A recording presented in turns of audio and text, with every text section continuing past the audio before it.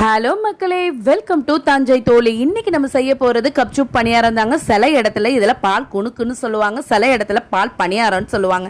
இந்த கிளாஸ்ல தான் நான் செய்ய போறேன். இன்னைக்கு ஒரு கிளாஸ் உளுந்து எடுத்திருக்கேன். அதுல கொஞ்சோண்டு 1/4 கிளாஸ் வந்துட்டு பச்சரிசி போட்டு ஒரு அரை மணி நேரம் ஊற வச்சு இந்த பதத்துல மாவு அரைச்சி எடுத்துக்கோங்க.